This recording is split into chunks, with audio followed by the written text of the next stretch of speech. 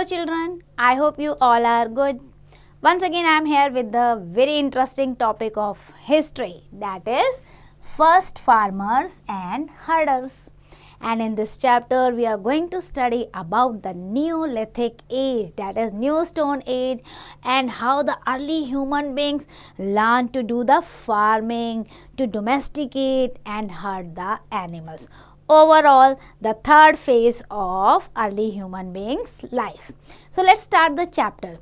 You have studied about the Paleolithic age and Mesolithic age in the previous chapter. The story of human civilization coincides with how well men learned to exploit the natural resources to his advantages. ये हमने पढ़ा, हमने समझा कि early human being ने कैसे natural resources को बेटा यूटिलाइज करना धीरे धीरे स्टार्ट किया था. पैलियोलिथिक एज में मोस्टली स्टोन को ही उसने यूज़ किया. मीसोलिथिक एज में ऑब्जर्वेंट पावर उसकी थोड़ी थोड़ी बढ़ती गई. फायर को उसने डिस्कवर किया, स्टोन टूल्स को उसने थोड़ा बेटर बनाना शुरू किया था. यानी डेवलपमेंट जो है वो आगे आगे हो रही थी, वो प्रोसेस चल रहा था. अब जो है अर्ली ह्यूमन बीइंग आ गया था न्यू स्टोन एज पे. Of course, we cannot say that all people in all places enter into the new stone age at the same time. No, मैंने पहले भी आपको बताया बेटा, डिफरेंट टाइम पीरियड पे ये डिफरेंट एज डिफरेंट साइट्स पर आई होंगी.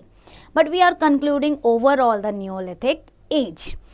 The term new means new and lithic means stone. So Neolithic age means the use of new techniques and new tools in the farming and introduction of the new skills in the carpentry or pottery or tool making. So अब early human being ने जो है अच्छे tools बनाने शुरू कर दिए, pottery को use करना शुरू कर दिया, carpentry का work भी वो सीख गया था और farming भी वो करने लग गया था. तो हम इस age को कह सकते हैं that is approximately, now approximately means circa 8000 BC to the 4000 BC. That time period must be, or we can say, the Neolithic age, from about 6000 years to the 10,000 years ago. तो आज से 10,000 साल पहले की जो कहानी रही होगी वो न्यूलिथिक एज की कहानी होगी. Now let's discuss the first farmer and herder. भाई न्यूलिथिक एज में आ गए हैं तो अब तो किसान बनना शुरू हो गए थे अर्ली ह्यूमन बीइंग. क्यों? टेम्परेचर इंक्रीज हो रहा था. टेम्परेचर इंक्रीज हो रहा था, स्प्राउट्स आ रहे थे, जो ग्रासलैंड्स थे वो बढ़ रहे थे, एटमॉस्फेयर में चेंज आ रहा था, ऑब्जर्वेंट पावर बढ़ रही थी, हार्बीवोर्स एनिमल्स हो गए थे, ग्रुप में रहना सीख लिया था.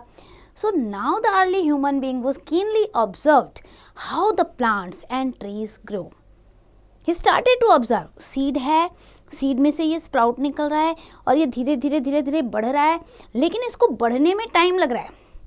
ये जो है एक दिन या एक रात में नहीं हो रहा, इसको ग्रो करने में टाइम लग रहा है.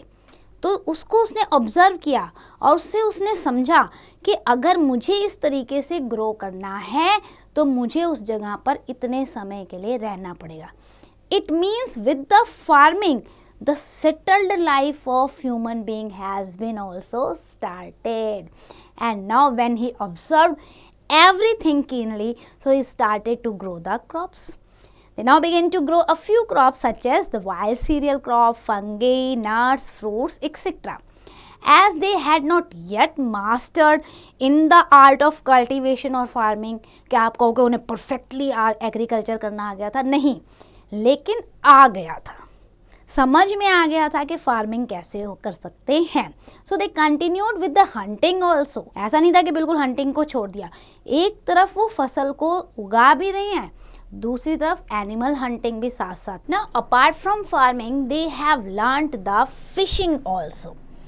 And now they started to tame some wild animal also. So basically Neolithic period एक ऐसा पीरियड था जब धीरे धीरे अर्ली ह्यूमन बीइंग ने फार्मिंग भी सीखी, फार्मिंग के साथ साथ हंटिंग गैदरिंग भी करता रहा, फिशिंग को भी उसने करना स्टार्ट कर दिया था. So this age witnessed the development of early human being into an animal हर्डर. मतलब अभी तक सिर्फ हंटर गैदरर था, अब एनिमल हर्डर हो गया, यानी कि एनिमल्स को वो जो है टेम करने लगे. You can see in the picture as a herder. तो इस तरीके की लाइफ अब आ गई थी. As he tamed some animal, he observed that he could use their milk as a food. अब उसे ऑब्जर्व कर रहा है कि भाई इससे तो दूध मिल रहा है और इसको मैं यूज़ कर सकता हूँ. So it is believed that early man first domesticated the dog. ये आपका 1 मार्कर क्वेश्चन हो सकता है कि name the animal which was first domesticated by early man. So the answer is the dog. By 8000 BC, the goat, then sheep, then pig had also been tamed as domesticated animal. Most of the animal domesticated by early man provided the leather, fur, skin, meat and most importantly milk. तो ये सारी चीज़ें animals जो हैं उन्हें provide कर रहे थे, इसलिए वो एनिमल हर्डर बन चुका था. During the neolithic as many more animals were domesticated and use for the different purposes. तो आप देख सकते हो बेटा कैसे पैलियोलिथिक और मेसोलिथिक के बाद न्यूलिथिक एज आप कह सकते हो एक क्रांति थी, एक रेवोल्यूशन था, एक बिल्कुल ही रिमार्केबल चेंज था, एक सेटल लाइफ थी अर्ली ह्यूमन बीइंग की. Now moving to the know it, there is evidence to prove that the earliest farmers in Syria grew wheat and rye. और आज से 13,000 years ago उन्होंने ये ग्रो करना सीख लिया था. See, so we have many evidences which show that in Neolithic period human being has started to do the farming. Now you can see the map of this India. You will find that the Neolithic sites are concentrated mostly in the northwest part of India, and these are also some sites in the northeastern and you can see the southern part of India. So आपको ये जो triangle में बना के दिया हुआ है that is the Neolithic sites, यानी जहाँ से हमें जो एविडेंसेस मिले हैं वो अर्ली ह्यूमन बीइंग के न्यू स्टोन एज के एविडेंसेस मिले हैं. You can see Burzum in the Kashmir, then you can see the Gafkal, then आपका मेहरगढ़ है अब आपका, that is right now in the Pakistan, previously it was a part of India. Then you can see यहाँ पर महागरा है, then कोलदवा है, चिरांद है. These all are the Neolithic site. Eastern India की तरफ आप चलोगे तो आपको डाउजी हैंडिंग आपका मिलता है आसाम में, ये भी हमारी न्योलिथिक साइड है. देन सदर्न इंडिया में आप देखो that is Hallur in Karnataka, यहाँ आपको मिलेगा. एंड देन आपको मिलेगा Payyampalli. So these are the southern neolithic site from where we get the evidence of the neolithic age early human being. Okay, now in archaeology the sites and remaining objects are examined and studied. अब इन sites पे जो भी हमें मिला बहुत अच्छे से research किया गया, एनालाइज किया गया, and then from that studies historian and archaeologists concluded that the Neolithic age had 3 major features. And what were those 3 major features of new stone age? Number 1, agriculture develop हुआ. Number 2, the skills of making tools को बहुत अच्छे तरीके से बनाने की skill जो है वो भी इसी एज में डेवलप हुई. Then early human being also develop the skill of making pottery. तो these are the 3 main features of the neolithic age. अब इनको थोड़ा सा डिटेल में स्टडी कर लेते हैं. सबसे पहले स्टडी करेंगे development in agriculture. When man learn how to grow food he started to live a permanent life, settle life, क्योंकि उसे पता था भाई प्लांट को ग्रो करने में तो भाई कुछ महीने लगेंगे, कुछ टाइम पीरियड लगेगा, तब तक क्या करना है, तब तक यहाँ रहना है, सेटल होना है. सो परमानेंट लाइफ स्टार्ट हो गई. This brought about many major changes in his life. Most of the hunter gatherer community started to live in a settled, in a group, in a settled life. So in a place of uncertain sources of food from gathering or hunting, their food was now mainly obtained from farming, from animals which he started to tame or herded. So this was how the earliest villages emerged. तो यही एक तरीका था, क्योंकि जब early human being ने बेटा farming को करना सीख लिया ना, अब उस क्रॉप को बढ़ने में समय लगेगा, तो वो एक साथ मिलजुल कर एक ही जगह पे रहने लग गए, जानवरों को पालने लगे, उन्हें चराने लग गए, नदी के किनारे रहने लग गए, तो मिलजुल के रह रहे हैं. ये क्या हो रहा है, ये कम्युनिटी डेवलप हो रही है. और जब कम्युनिटी डेवलप हो रही है, अगर कुछ लोग मिलकर एक जगह पे रह रहे हैं तो धीरे धीरे वो क्या बनेगा, वो विलेज फॉर्म लेना शुरू हो गया. So since this time village economy came to be dependent on agriculture. देखो एग्रीकल्चर के इंट्रोडक्शन से सोसाइटी में भी चेंज आ रहा है। सोसाइटी में अब यूनिट बन रही है, कौन सी यूनिट? विलेज बन रही है, कम्युनिटी बन रही है। Now the second feature of new stone age is the development of tools. When man in this age became self-dependent in growing the food, अब ये नहीं है ना कि भाई हंटिंग ही करनी, अरे चलो ढूंढने चलो, गैदरिंग करना, नहीं, अब उसे पता है मैं यहाँ उगा सकता हूँ और ये लॉन्ग टर्म तक चलेगा। So he gradually developed his different skills. अब कुछ और काम कर लेते हैं, जब तक पौधा उग रहा है, आगे बढ़ रहा है, ग्रो कर रहा है, तो कुछ और करते हैं। So he developed his skill in making the better tools. Then he could undertake diverse farming operation and other domestic activities। आप ये टूल्स देखो पिक्चर में, इसने ये टूल्स बनाए अपनी फार्मिंग में यूज़ करने के लिए, अदर डोमेस्टिक एक्टिविटीज़ में यूज़ कर लिए। बहुत सारी नियोलिथिक साइट्स पे बेटा हमें ऐसे टूल्स मिले हैं जो हमें हैरान करते हैं कि अच्छा, they knew that they had to grind the stones, मतलब grind the grains.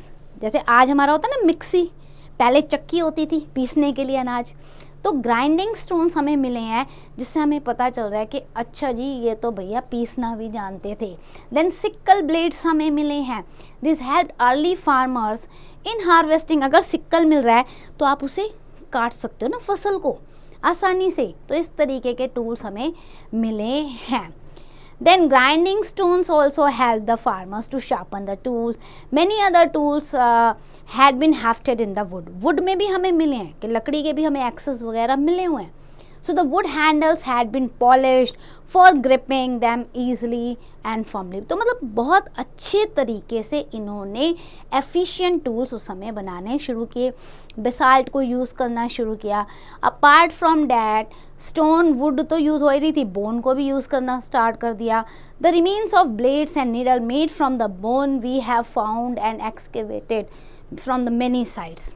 Men also made things like basket which was stronger than the pottery. उन्होंने बास्केट बनानी सीख ली। तो ये क्या है? ये डेवलपमेंट हो रहा है and they were utilizing their skill. They are developing their skill. Now the third feature, development of pottery. अब while growing the crops, they started to develop their skill in making the pottery also. Because they need the pots. अब जब grain होगा तो उसको कहाँ रखेंगे?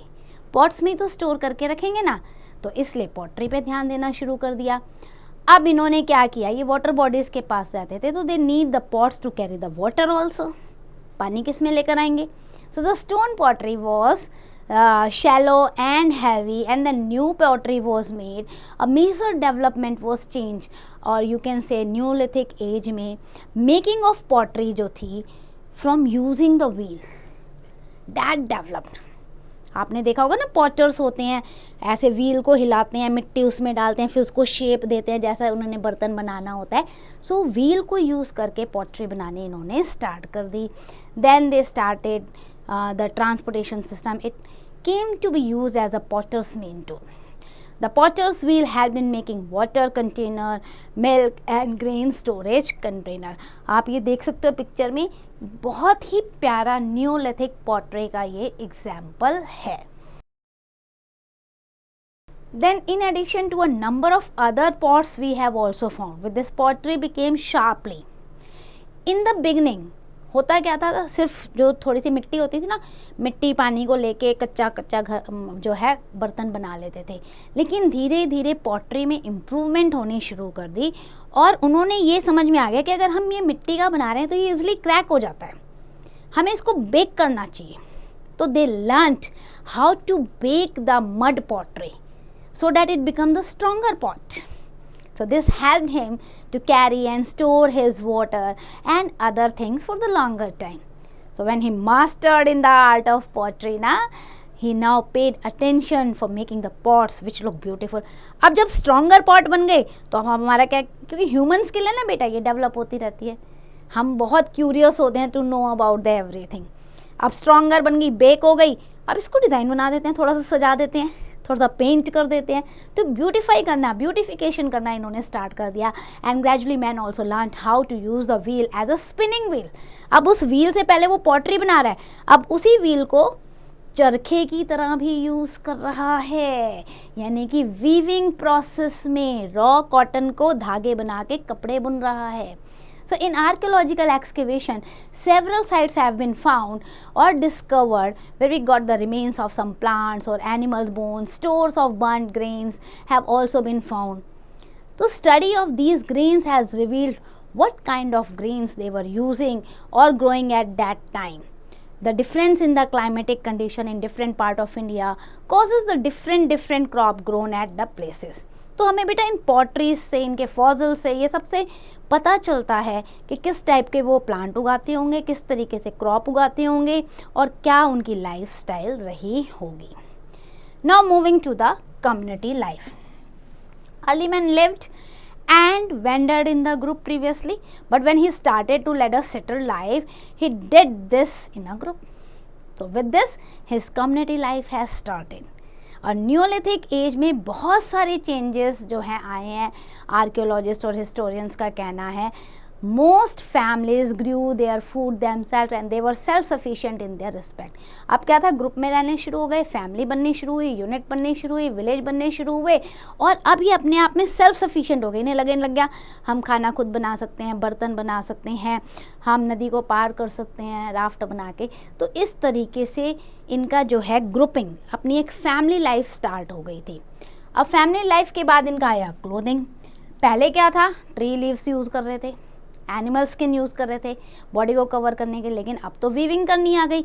Cotton को grow कर लिया, कॉटन को वीव करके थ्रेड बना के कपड़ा बनाना शुरू कर दिया.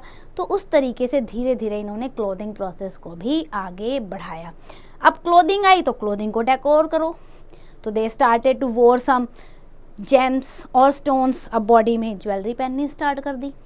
Then for most of the Neolithic site, we have found the beautiful beads and statuettes have been discovered. बहुत सारे अच्छे मोती, प्रीशियस स्टोन्स हमें मिले हैं जो बताते हैं कि इन्हें ज्वेलरी का भी शौक हो गया था. अच्छा, ये जो ऑर्नामेंट्स और ज्वेलरी थे ना, probably worn by both men and women. ऐसा नहीं था कि औरतें ही पहनती थी, दोनों ही पहनते थे.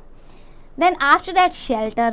Remains of large building now we have found in the different sites, which shows that many workers must have been employed to build them, and some of them have more than one chamber.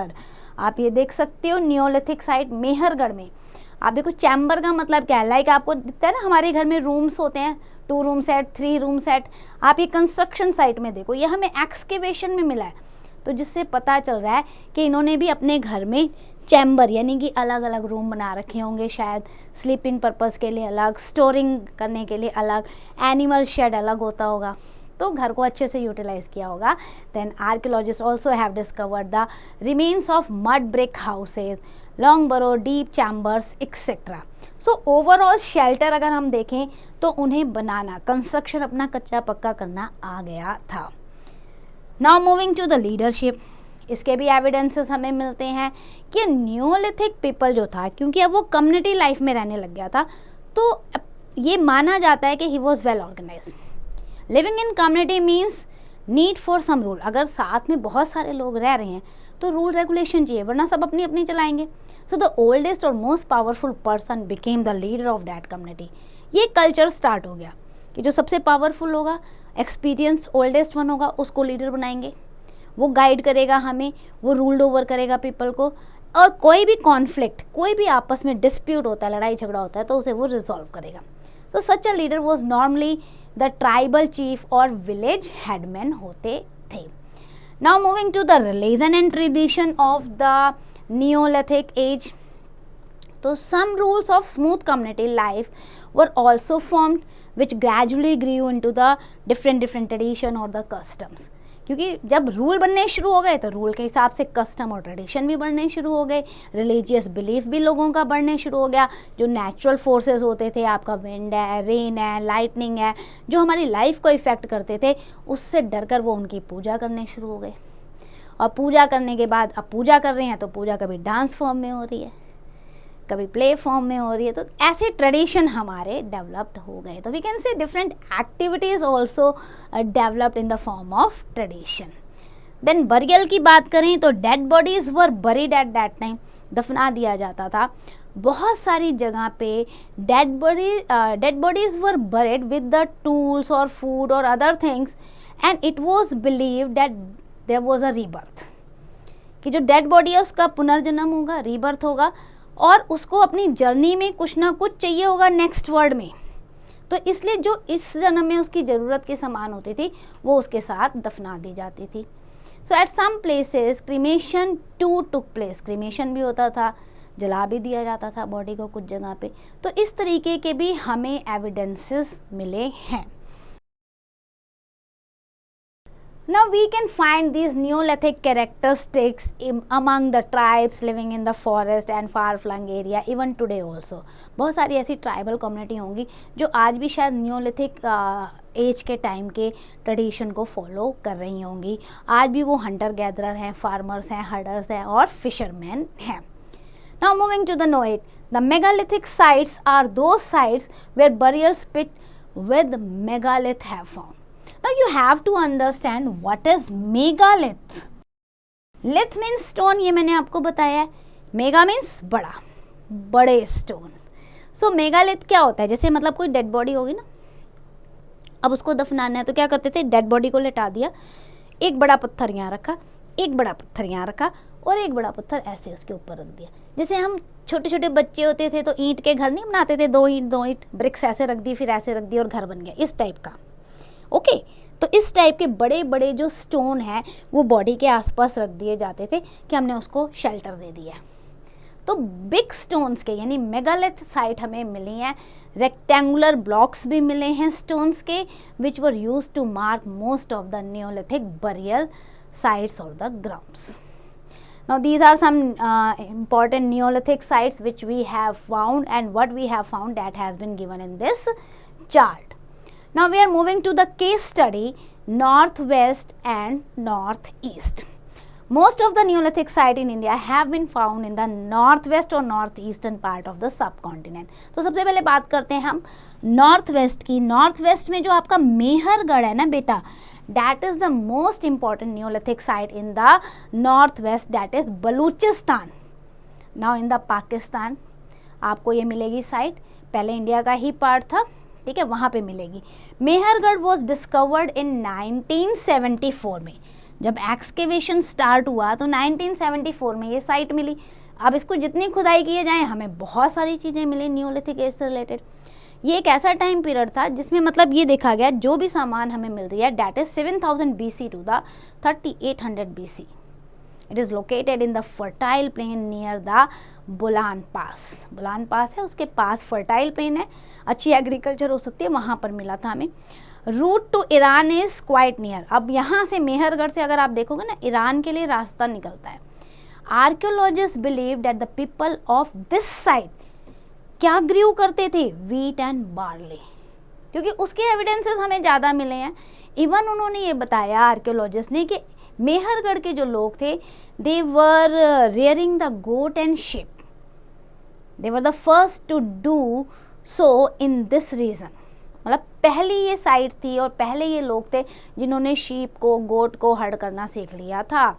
Even most of the building found in this site were in the square or rectangular residential building, and each house had the 4 or 5 rooms for conducting various activities. जैसे हम कहते हैं ना, आज भी हम 2-3 rooms बनाते हैं, ड्राइंग रूम है, आपका किचन है, आपका लिविंग रूम है, एक्सेट्रा, इस तरीके से हम बनाते हैं, बेडरूम है।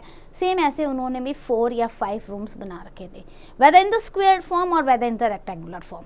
स्टोरेज के भी लिए भी बना रखा था।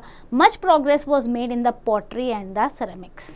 सो number of burial sites also unearthed from the Mehrgarh, और in one burial site so we have found the human skeleton बेटा and with the skeleton of the goats.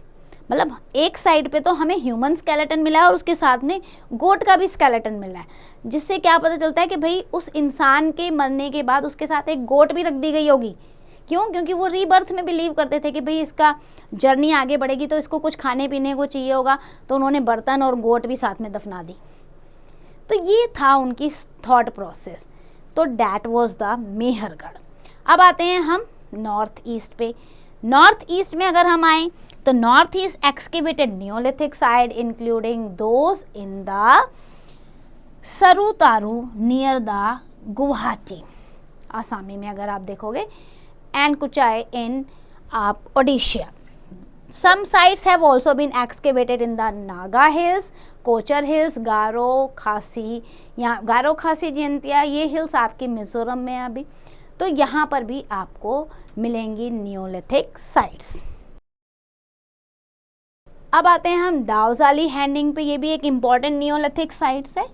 So Daojali Hading is an important neolithic site in the Brahmaputra valley which is lies on the route to the China और Myanmar. अगर आपको पता है ना, ब्रह्मपुत्रा ऊपर तिब्बत मानसरोवर से निकलती हैं, फिर यू टर्न लेकर अरुणाचल प्रदेश से एंटर होती हैं, तो अगर आप देखोगे तो चाइना और म्यांमार का रूट भी आपको नजर आ जाएगा नीचे। At this site have been unearthed many stone tools, आपको मिलेंगे पिस्टल्स, मिलेंगे मोर्टार्स, मिलेंगे उस टाइप के स्टोन टूल्स यहाँ पे मिले हैं, जिससे हमें पता चलता है that people were food grower eight that time and prepare the food from the form they produce. The people are believed to have used stone as a part of jewelry also. क्योंकि जो चीज़ें हमें मिले ना यहाँ, तो उससे हमें पता चल रहा है कि they were fond of jewelry also. They were cooking the food, they were growing the cereals. Beads means from the lapis lazuli, बहुत precious stone है आपका. Then chameleon and then agate have been also found here. तो इससे पता चलता है कि भैया यहाँ के लोग तो ज्वेलरी के बहुत शौकीन थे, हर तरीके के स्टोन को यूज़ करना जानते थे और उसकी प्रीशियस जेम्स और स्टोन की जो है अपनी ज्वेलरी बनाते थे। Trade in these things with the people of other sites was also conducted. और ये भी देखने की बात है कि उन साइट्स पे सारे ये स्टोन तो मिलते नहीं होंगे, ये अलग अलग जगह से लाते होंगे, तो जब अलग जगह से लाते हैं तो इनका ट्रेड रिलेशन भी बहुत अच्छा था। तो इस तरीके से हमें बहुत सारी ऐसी ज्वेलरी भी मिली हैं जो विमेन भी पहनती हैं और मेन भी पहनते हैं इन साइड से, which shows that yes they were now developing themselves. So that was the Neolithic age. I hope you understand each and every concept. Let's do the quick revision. Number 1, the Neolithic age occurred after the Mesolithic age और time period approximately यानी कि circa 8000 BC to the 4000 BC. Then practice of farming and herding strengthened during this Neolithic age and people became self-sufficient. अब उन्हें ज़्यादा depend नहीं रहना पड़ता था वाइल्ड एनिमल पे, क्यों? क्योंकि उन्हें फार्मिंग आ गई थी. Then we have discussed about the tools during the Neolithic age that were more stronger, more sharper, and then जो भी उन्होंने वुड का बना रखा था उसको अच्छे से पॉलिश करते थे, यानी कि now they have make the more efficient tools. After that they have learn baking the pottery, क्योंकि कच्ची मिट्टी के जो टूटते थे तो उन्होंने बेकिंग करना सीखा और बेकिंग के बाद उसको भी ब्यूटीफाई करना सीखा. After that they started to live in the community life और उन्हीं कम्युनिटी लाइफ से they have chosen some leaders who tell them about the rule, regulation and tradition. Then many Neolithic sites we have unearthed in India, especially in the northwest and northeast part of the India. So that's end for the chapter. I hope you understand. Please do the exercise carefully.